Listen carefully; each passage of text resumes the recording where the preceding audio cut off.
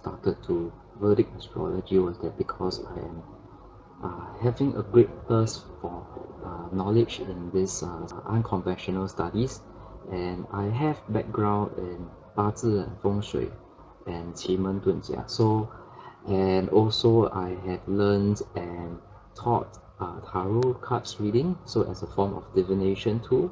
So in Vedic astrology, it's my first foray into astrology in terms of identifying the planets at the time when you are born. So Vedic astrology is something like a system. It's basically stemming from Indian the history, and there is boundless details and knowledge that you can actually retrieve from just your Rashi chart, which is your basic natal chart in terms of Vedic astrology. So how the natal chart actually display your characteristics, your life path, your destiny, and most importantly your karma that you're bringing along with you, and your past life moments.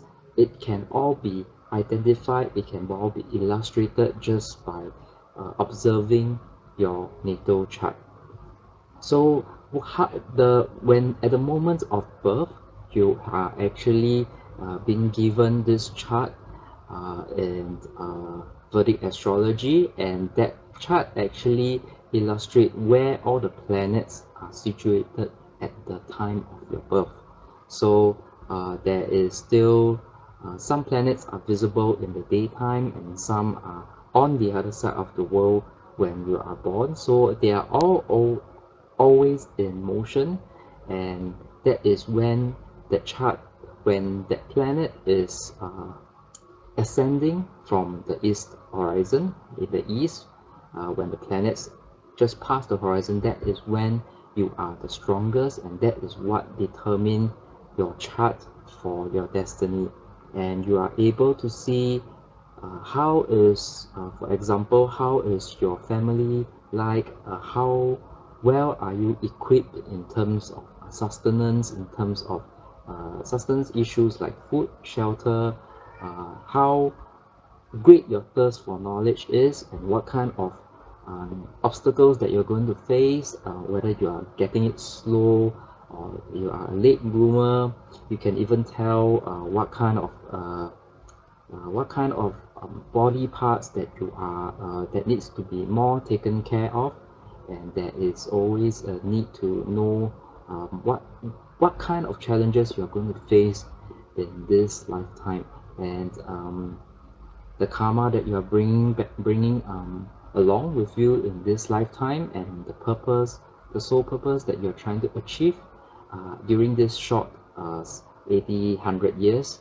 So that is what is our, just by knowing our sole purpose can actually align our goals, and actually we can identify the path that we should take so that we can achieve pure happiness. It doesn't necessarily means you get a lot of wealth, you are able to feel that kind of contentment, but there is a lot of things deeper than what we know, and the universe has all this knowledge in store for us. It's just how we are going to tap on this information so that we can use, how we can download all this information to us so that we can use it, and then we can find out our sole purpose here on earth in this lifetime. And knowing that will actually bring us lots and lots of happiness. And if we are doing things that is aligned with our sole purpose, is aligned with our Atmarakaraka, and that will actually brings a lot of balance in our life. And when there's balance in our life, we tend to feel very fulfilled and very contented. So I hope by sharing this information and this knowledge, you can see that it's not difficult to learn and to apply Vedic astrology. Therefore, I have decided to start this series to let every one of you and our friends know some of this basic knowledge so that we can be well prepared and we can be able to serve our karma this lifetime, so that and we can do a lot of good things. We can do a lot of gather a lot of good karma, so that when we go on to our next life, we can have a smoother, a happier life as well, and we can better equip ourselves with a system that can actually influence your friends, your family, and their lives, and how they actually think about things, and how they are going to um, understand things, and then try to make themselves more fulfilled. Okay, I hope that this series will be helpful to you. So just to begin a little bit about Vedic astrology, so that's what another term for it is, they call it Jyotish or Jyotisha. So one way in which this deep knowledge is actually imparted to students or to learners like all of us is that through observations, through many lifetimes, main astrologers, Jyotish astrologers, they add in their own interpretations through experiences like this. So they are all stored in a lot of planetary stories and myths, so that they can help pass down. When people tell stories, it's easier for the next generation of Jyotish astrologers to absorb the knowledge and to further relate or pass it down to future generations. So they are all part of planetary stories and myths, and part of the sadhana, which is the spiritual path of Jyotish, is to actually learn these myths and then and their cosmological import, and then you integrate it with your own knowledge before you pass it down to the next generation of Jyotish astrologer. So I am quite fortunate to be able to find a mentor, actually several mentors, and from all over the world, to actually guide me in my learning, and I hope that you actually find yours as well. So Jyotish actually is there's no the best way to actually learn it is to listen to stories and from your guru or your mentor themselves, and there is this story that is very meaningful in my learning journey, and I'm going to just share it with you. So this story is about how this 12 our 12 Rashis. Rashis are actually constellations. Constellations is in the Western world is known as the zodiacs. So that is your Aries, your Taurus, your Gemini, etc. So there is this story of how the 12 Rashis, 12 of them of the zodiac, actually got their lords. So the lords is a principle in Jyotish that is very important in governing the houses that the constellations actually occupy, which this one I will share with you in future episodes. But for this episode, I will just convey to you this tale, this order, how they got this order of the rulerships of the constellations in a way that is not easily is more easily to remember, and actually it relates to the planets, to their internal correlates, and then it summarizes the personalities of these planets, and it includes some astronomical knowledge as well. So all in a package that is very easy for us to digest, easy to for us to learn instead of pure memorization. So in this story, in the very beginning, there were the sun and the moon. So because these two planets are the most obvious to us humans on Earth, the sun being our life giver and the moon is our nearest heavenly body, so they actually hold quite important positions, and its influence on our life is actually very great to the people on Earth. And so the sun is actually the king and the moon is the queen of heaven. So they are absolute monarchs. They are the royal king and queen of all that they actually survey. They rule from the constellations of Leo for the sun and Cancer for the moon. So when actually Mercury actually saw that the sun and the moon actually own everything, he decided to ask ask for some land or some of the zodiac for himself. So Mercury came along, and because when we actually identify, or we actually know that Mercury represents communication, so he decided to ask for himself to the sun for some of these planets. So the sun being is very naturally magnanimous. He say, okay, all right, we may take the possession of Virgo and the constellation that is right next to his, because Leo, and then we have Virgo after that. So now Mercury is well known for as a dual planet, because it's a master of duplicity who speaks with a forked tongue. So it actually speaks very well, it communicates very well, and it can actually make you think twice about what is right and what's wrong, what is black and white. So there is this evident characteristics in Mercury that is found to be able to convince people easily, can be easily understood by people. And so he found it so easy through his tongue, his speech, to convince the sun to give him some of this planet from the sun, so that he waited until night time, because Mercury actually rules both day and night. So in the daytime, the sun comes out and he finds the sun, and then he asks for this land, and so he's given Virgo as from the sun. And then at night, he waited until at night, and then he do the same thing with the moon, which is the queen of the night. That's in the night time, the moon actually shines out the most. So he went to the moon and he asked, so this sun has actually given me a plot of land in terms of Virgo, so are you going to do the same to me, or are you going to lose out to the sun? So now the sun is actually the soul, and it actually represents the soul of all beings on earth, and the moon is actually our emotional mind. So the emotional mind is more or less more insecure, knowing that it has no independent light of its own. The moon has no independent light of its own, so it's actually brightest when it's exactly opposite the sun.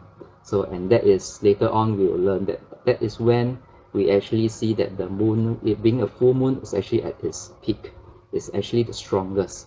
So when later on, when we talk about the strength of planets, we will come to this, and that this moon is only reflecting the soul, which is reflecting the light from the sun. So the sun is the soul, and the moon is reflecting this light from the sun. So because it is insecure, the mind is always trying to aggrandize itself, so it's always trying to duplicate processes which are part of the life of the soul. So so the moon actually replied to Mercury and said, all right, you can take Gemini. Gemini is the plot of land next to mine. So in this way, Mercury actually, without much effort, they actually gained possession of both Virgo and Gemini. So, and Venus was heard of this story, actually saw what Mercury had done. Okay, Venus actually represents desire. This is a very general term, and Mercury is actually our thinking mind. And so Venus saw this. She actually desires this same thing to be happening to her. So she made the same request, and the sun, who is very honest and would not give away the same space twice. That means he has already given Virgo to Mercury, right? So the Venus, he actually give Venus the space that is Libra. Okay, so he told Venus, I've already promised this space of Virgo to Mercury, but you may have the next one, so which was Libra. And then Venus then repeated the same thing, following what Mercury is doing, and repeated his request to the moon as well. And the moon did the same thing and give the next space, which is Taurus. Okay, so seeing what actually Venus, which is representation of desire, had done, Mars actually do the same thing, and through this way Mars obtained Scorpio and Aries from the Sun and the Moon respectively. So requests from Jupiter, which is represented by wisdom, actually gain him Sagittarius and Pisces. And finally, even Saturn, which is the furthest planet away, actually got the news. And Saturn, which is by nature very slow to catch on because of the distance from Earth, and we are it's always the slowest moving planet in the system. Later we'll touch on more about the characteristics of this. Saturn is always the last to know, and Saturn is actually represented by renunciation. It actually got what was left on both sides. So the Sun and Moon actually practically gave up everything except Capricorn and Aquarius. So Capricorn Aquarius is now given to Saturn by the Sun and the Moon. So I'll just show you the final position of the planets as rulers of the constellation. So this order that you see here actually reflects the distances from the various planets to the Sun.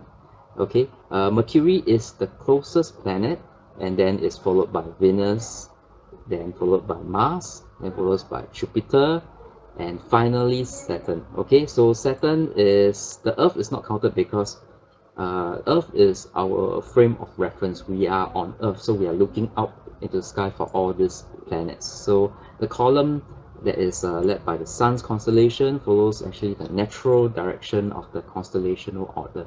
Well, that led by the Moon actually follows the reverse direction. So this is just extra information.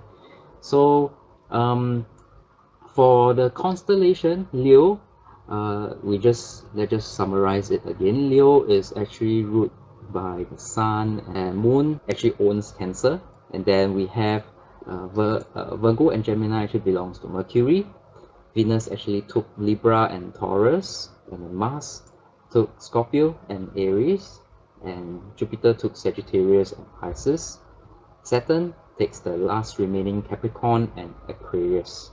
Okay, so the real beauty of this story is that this order actually reflects the evolution of our embodied consciousness. We actually arises from the soul and is experienced first in the emotional mind. So as the objective thought actually gradually develops a new thought, so does the thinking mind. So the more the mind thinks, the more it actually desires, and desires actually leads to action in order to actualize those desires, and from action comes wisdom, as one learns the beneficial and detrimental results of the good and bad actions. So when wisdom actually finally matures, renunciation actually becomes inevitable, because you become satisfied with what is bestowed upon you by nature. You're happy with whatever remains. So the same life dramas that are acted out on Earth actually appear to symbolize in the skies above. So it's as above, so below. So this is what we intend to set out to just clarify certain things, or make things easier to absorb as a foundation, as a basic, and then we will slowly move on to the more deeper knowledge. But I can assure you that this knowledge is not difficult to learn and apply, and you can straight away see the effect of this learning in terms of how you can, just by looking at a stranger that is on the street, you are able to tell what kind of planets is in what houses, and what kind of chart is being illustrated, is what kind of chart is being presented.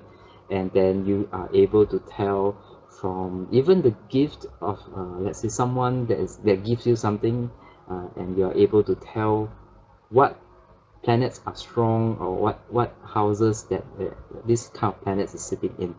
So it is a very interesting, but it's a very vast knowledge. It's by no means tough, but it definitely takes time, and it's better for those that is interested in this, and you are able to spend some time. You are not going to master this in, like, say 10 lessons, 20 lessons, or there is still much effort to be put in to learn this, but I can assure you that it's not difficult, and there is so much that we can learn to apply, and there's the possibility of usage for this knowledge is vast. So I hope you can stay tuned in this channel as we explore deeper significations of the Vedic and the Jyotish divination knowledge. See you again soon.